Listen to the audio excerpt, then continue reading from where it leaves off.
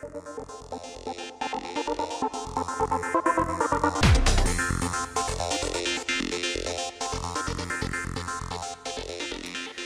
and welcome to Animated Anarchy, the podcast that takes a critical look at animated features of all kinds and to determine the good from the bad. Yeah. I did that a lot better first time, but whatever. Yeah, this is a special little bonus podcast that I thought we should do. By the way, I'm Andrew. I'm Mike. And yeah, welcome back. This is a bonus podcast where we're going to discuss the summer animated movie spectacular. While we were gone, taking our hiatus, a lot of animated movies came out. A lot. I'm actually shocked at how many movies show up in like just a couple months. Yeah, it was strange. There's a lot of them. But these are like movies that we haven't really discussed. I mean, we were away, so we couldn't discuss them. But the thing is, we talked about Kung Fu Panda 3 and Zootopia, which we discussed in detail in other podcast forms. So I thought it would be fun if we did a little quick rundown of all these movies since our last podcast, and we're making it like a game. Yeah, we're gonna. This is how we're gonna do it. So I'm gonna give out a random movie to Mike, one that we've both kind of seen these movies. Some of them I actually haven't seen. I've seen all the ones on that list. You've seen pretty much all of them. And whether that's a good thing or a bad thing, who knows? But yeah, I haven't had as much time to see these movies as you have, and some of them I just refuse to see. But yeah, we're gonna make a little game out of it, and we're gonna put 30 seconds on the timer, in which you will have to discuss your thoughts of the movie, and just like in just 30 seconds, and then I will also discuss my thoughts and feelings about the movie within the same time limit. So, without further ado, let's go ahead with our 2016 summer movie What are we going to call this? It's called Get It Out of the Way. The Get It Out of the Way extravaganza. Yeah. All right. So, Mike, your first movie, which you're going to discuss, is Finding Dory, and start of the timer is now. I liked Finding Dory. I thought it was very pretty. I thought it was very heartfelt. It was very well animated. It felt like, and the thing is, usually a sequel, I'm like, but I felt I cared about the characters. I like Dory. I like Marlin. The new characters were great. I felt it had a really good message. I thought it had a good moral. It was entertaining. I wouldn't say it's better than the original film, but I thought it was probably one of their better sequels that they did. All right. I'm good at this. All right. Well, that's only the first one. That was actually pretty good. So I'm going to say my 30 seconds. I was on the fence about not liking this movie because just on the basis of that it being a sequel, and it is pretty mediocre in comparison to the first one, especially since I saw it on the same night after the first one, which I like a lot better. It's not a necessary movie, but I thought it was a cute movie. It was a lot of the characters just kind of felt tacked on, but a lot of them I did like, so it was all right. It was just in the middle. Yeah, that was pretty much it. See? All right. I think we're off to a good start. What do you think? I think so too. So Finding Dory is now done. Yeah. So our next one is Angry Birds. Mike, 30 seconds. I liked many aspects of this movie. There were parts of it that made me really angry. I felt the first third of the movie was great, and then once the pig showed up, it kind of fell flat.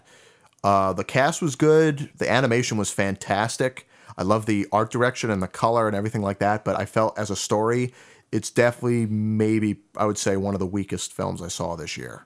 Which is sad to say, because I liked everything else about this movie, but the story and stuff. You're pretty good at this. So, all right, now my turn. Yeah, I liked half of this movie. It was the first half, obviously, because it was slower paced, and then it just kind of zooms in, like too fast paced, like too much was told at once. And yeah, I would say it would be at those pigs, and just kind of jokes kind of like are thrown at you immediately. This movie has funny stuff in it, but it's really jumbled, and I don't know if I can really recommend it, honestly. It is what it is. There you go. All right, so next one. Secret Life of Pets. Mike, go. It's probably Illumination's best movie. It's not really a glowing compliment or endorsement. I will say it's competent. I feel it's kind of all over the place, but Illumination movies are kind of like that anyway. Probably the best movie since Despicable Me, which, again, is not saying much. The animal designs ranked from really imaginative to really, that makes me really fucking angry. Like, no pug should have eyes that far apart or that close together. Yeah. As a whole, just any other movie. All right. Now my thoughts. Yeah, I thought this movie was really boring. I was really disappointed with everything about it, from the voice cast to the jokes, and I felt like everything about this movie I've already seen before. And it was just one of those movies where it was just like it came and went. And I thought, the build up to what it was going to be, like I thought it was going to be great, but it turned out to be, it was what it was. I don't want to keep saying it was what it was. Yeah, after every review, I'm just saying, like, this was really dull, and I'm sorry, I don't mean to add more to it. But, all right, time to move on. How about Kubo and Two Strings? Mike, start. I thought it was beautiful. It really captured it felt like a Japanese film in the way it was done. I felt that the fact that it was so beautiful and so clean was almost a detriment to the stop motion, even though it's really good. The cast was all right, even though there's only 2 Asian American actors out of all of them. Yeah. There were moments I really enjoyed. I thought it was beautiful. I thought it was grand. But again, I felt that the animation was so good that it was a detriment. It didn't even feel like stop motion. Might as well have been CG the whole movie. Mm. All right, and now my thoughts. I loved this movie. I didn't really think that much of it before I saw it, but I thought it was a refreshing. It was refreshing, especially after Box Trolls, which I thought was, the story was mediocre. But this one, I was so emotionally attached to. I was tearing up at a lot of moments. And maybe it was because of the sheer magnificence of it, but I honestly thought it was very well done, very well handled. I really think it's one of my favorites from Laika. That's a movie that probably at one point we should talk more about. We should, but I didn't mention anything about the story, really. Yeah, I talked about the technicals of it, rather than the actual story. Especially, honestly, because of Box Trolls and everything, I seriously felt it was a lot better than that. Oh, it definitely was better than Box Trolls. So yeah, there you go. Anyway, moving on. Ice Age Collision Course. Mike, go. Holy shit! You think they couldn't? How far now? They have Scranton Space. It's again Blue Sky. Amazing animation, but their story structure is so all over the place, and it's so it falls flat in so many different places. Some of the new characters weren't that spectacular. As a whole, it just sort of falls apart. It should have been a direct-to-video release. Meh. Very, very meh. I'm also going to give my 30 seconds to this because I couldn't really finish watching it. The thing is like every Ice Age, I'm like, I don't want to see it. Because it starts off with so many characters and they keep adding more and more, and this is basically what it was, just adding more characters, and it was just, I can't stand it. It's too much. There was too much to take in, and it wasn't funny. We're getting on a steady clip here. It's good. Yeah. All right. So our next one is The Killing Joke. Oh. Mike, 30 seconds. I felt they were really trying to strive to get what they did in what the comic was, and I think they fell flat. I think it's because part of it was that they sent most of the animation overseas, and it was very choppy. Some of the stuff isn't really translated well from comic to motion. The first 40 minutes of the movie were tacked on. It felt really not great. The characters weren't developed, especially Batgirl. Mark Hamill and Kevin Conroy were amazing. I have to say that's the best part of the movie. Yeah. I'm not really going to give my 30 seconds because I have not seen this movie, but I will give my 30 seconds.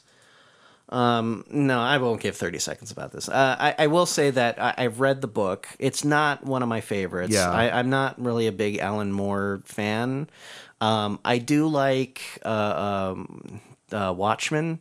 I read the book and I also watched the movie. I like both of them. I honestly think that they have good things to them, but I was just not interested in The Killing Joke at all to even want to watch it. So That's about 30 seconds. yeah, so there you go. All right, sure, I should have timed myself anyway, but yeah, there you go. It was more of a book review than it was a movie review.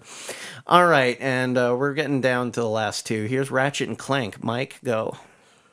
Definitely my least favorite film I've seen this year. I mean, it really great, good animation, very competent animation. I'd rather have played the video game and just watched the cutscenes. It was, I never do this. I actually started falling asleep during the movie. It was really, it dragged on. The pacing was molasses.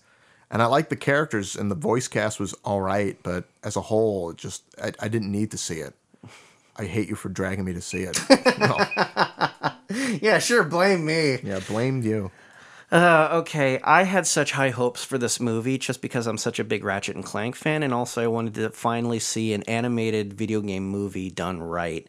Unfortunately, they added too much dedication from the video games that it just kind of jumbled, and they put way too much in it, so you couldn't really follow it in a cohesive story manner.